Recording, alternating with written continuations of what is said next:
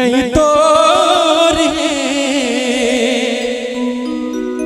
काली महारानी। देखो भाव भक्त के और ये रचना रोशन मिश्रा जी के लिखल। छोड़ब शरण नहीं तो काली महारानी। आज आप जितने गोटे उपस्थिति के मिट ताली के संग माँ काली के लिए दरबार में उपस्थिति ताली के संग चाहिए अपने सबके। तो मिट ताली के संग पूजा चरण नहीं तो काली महारानी। पूजा चरण नहीं तो काली महारानी। छोड़ब शरण नहीं तो काली महारानी। छोड़ब शरण नहीं तो काली महारानी। पूजब चरण नहीं तो काली महारानी। पूजब चरण नहीं तो काली महारानी। बोल दे काली मैया की जय हो।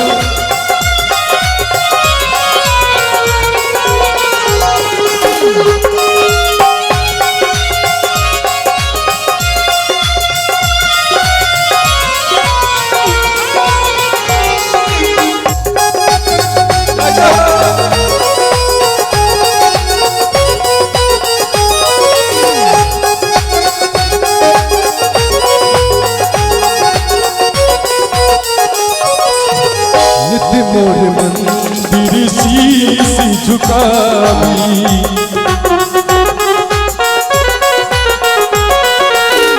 नित्य मोर आवी शीश झुकावी। पापी तरस तोर धने भजावी। चुन बने कठोर काली महारानी। चुन बने कठोर काली महारानी। काली महारानी के लिए चाहे जी अपने सब दरबार में काली महारानी के आशीष कृपा रहते कहीं ताली बजा ताली के जरूरत है।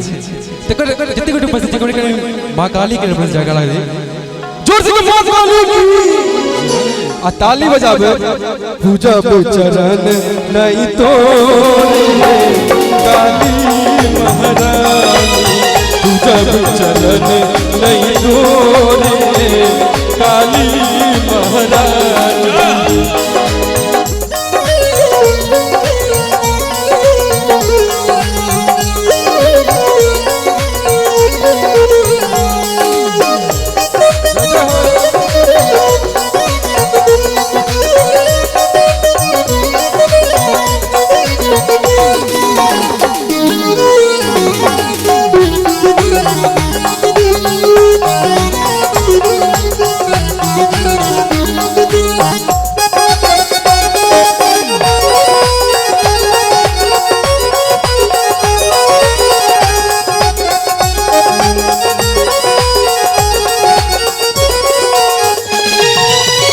बेली चमेली फूलियो दिलायब।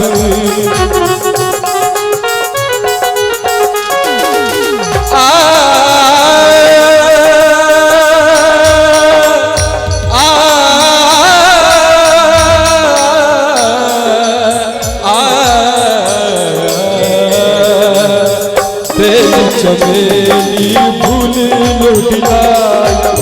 अपने हाथ मतोरा चढ़ाया। चुन बने कठोर काली महारानी। चुन बने कठोर काली महारानी। पूजब चरण नहीं तो काली महारानी। पूजब चरण नहीं तो काली महारानी।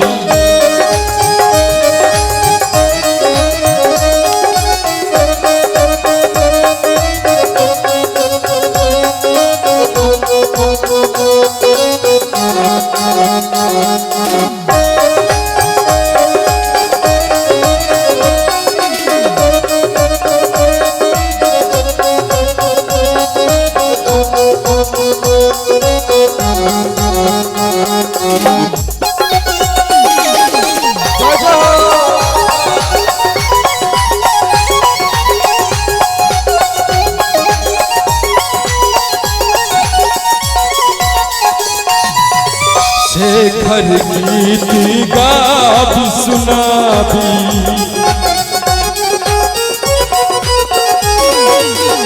शेखर गीत गाबी सुनाबी बरसा में मंदिर में तोरा सजाबी रोशन लाग ये गोरी काली महारानी रोशन लाग ये गोरी काली महारानी।